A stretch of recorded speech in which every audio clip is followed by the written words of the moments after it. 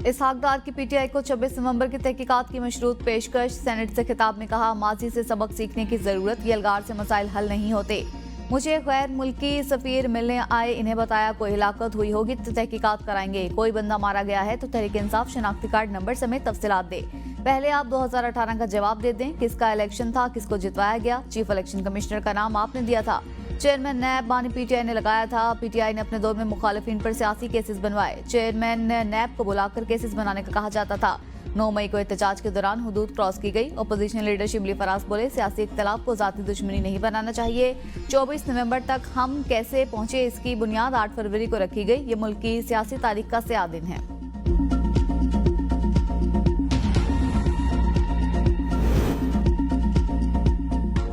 PTI और हुकूमत का मुज़ाकरात की मेज पर बैठने का इंदिया। बैरिस्टर गौहर कहते हैं, ऐवान से मुज़ाकरात के जरिए रास्ता चाहते हैं।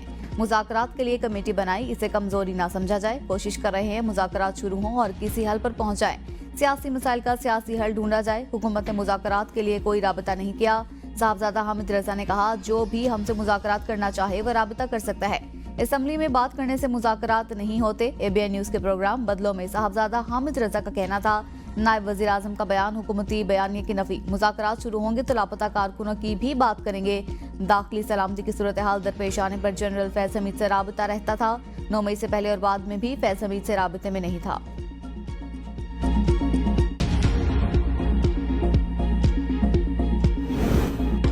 बानी पीटीआई के मिलिट्री ट्रायल का फैसला कानून करेगा। बानी पीटीआई और फैज हमीद तमाम मामलात में हिस्सेदार थे। वजीर दिफा ख्वाजा आसिफ की पार्लियामेंट हाउस के बाहर मीडिया से गुफ्तगू।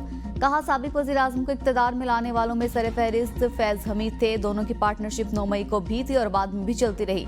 शहादतें सामने आई तो फैज हमीद के ट्रायल के असरात दाएं बाएं जाएंगे। 2018 इलेक्शन में पीटीआई को हर तरह से सहूलत दी गई। चेयरमैन सेनेट और दीगर इलेक्शन में भी फैज हमीद का किरदार रहा। वक्त साबित करेगा किस तरह सियासी मुखालिफिन पर जुल्म और लूटमार की गई। पीटीआई हुकूमत में बहुत से सिविलियंस का मिलिट्री ट्रायल हुआ। पीटीआई रहनुमा सिक्योरिटी एहलकारों की शहादत पर बात क्यों नहीं करते? सूबायत का कार्ड खेल रहे हैं, यह आखिरी कार्ड है। सिविल नाफरमानी की तहरीक शुरू भी नहीं होगी। जिसके बच्चे पाकिस्तान बैठे हैं वो पैसे क्यों नहीं भेजेगा?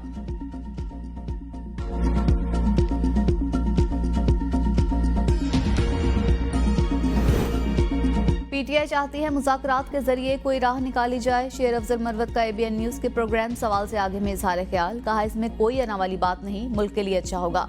मुज़ाकरात के लिए तमाम स्टेक होल्डर्स को बैठना होगा, सोचना पड़ेगा कैसे पाकिस्तान को ऊपर लेकर जाया जाए। बानी पीटीआई और असीर रहनुमा रिहा होंगे तो हालात बेहतर होंगे। बानी को इससे रिलीफ मिलता तो किसी को तकलीफ नहीं होनी चाहिए। मुज़ाकरात चलते रहते तो बानी पीटीआई 15 से 20 रोज में रिहा हो जाते। 26 नवंबर के एहतजाज के बाईस बानी के रिहाई का मामला खटाई में पड़ गया। डी चौक में एहतजाज की कॉल बानी पीटीआई की थी।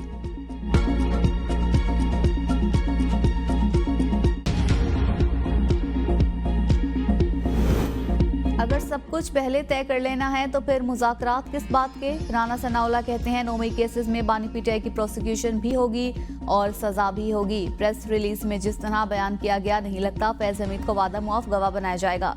9 मई का ट्रायल कहां होगा और किसका होगा, फिलहाल बात वाजे नहीं। 9 मई के केसेस अदालत में ही चलेंगे। 9 मई में मुलव्वस लोगों के खिलाफ कार्रवाई होगी। मुमकिनात में तो कुछ भी हो सकता है। मिलिट्री कोर्ट में ट्रायल होता है तो फिर पता चलेगा।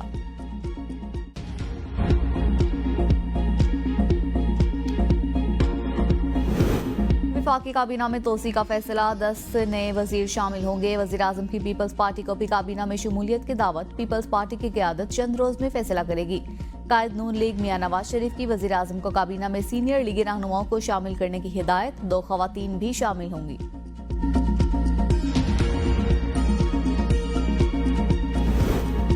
जेयूआई के सेनेटर कामरान मुर्तजा का स्पीकर कौमी असम्बली को खत। मदारिस रजिस्ट्रेशन बिल पर सदर मुमलिकत के एतराज़ात मांग लिए। कहा, इस बिल के तहत पार्लियामेंट में दीनी मदारिस की रजिस्ट्रेशन की मंजूरी दी थी। हमें सदर मुमलिकत की तरफ से उठाए गए एतराज़ात की नुकूल फराहम की जाए। स्पीकर की जानिब से इन एतराज़ात को एड्रेस करने के लिए उठाए गए इकदाम से भी आगाह किया जाए। पीआईए की निजकारी में हाइल, 2 बड़ी रुकावटें दूर। IMF ने नए जहाजों की खरीदारी पर 18% सेल्स टैक्स खत्म करने की इजाजत दे दी।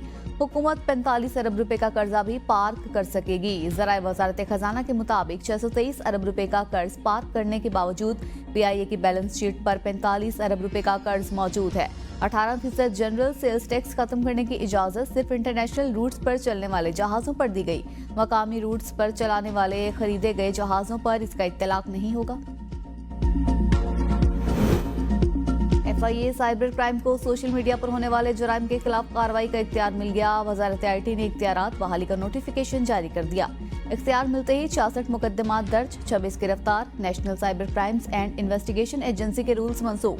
इख्तियारात FIA साइबर क्राइम विंग को मुंतकिल कर दिए गए। National cyber crime and investigation agency 2023 में कायम की गई थी। पास कर दिया।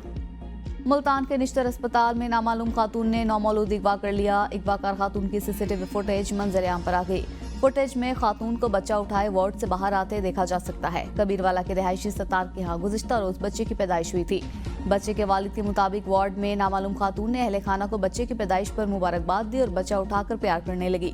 नामालूम खातून बच्चे को अपने शौहर को दिखाने के बहाने वार्ड के दरवाजे तक ले गई।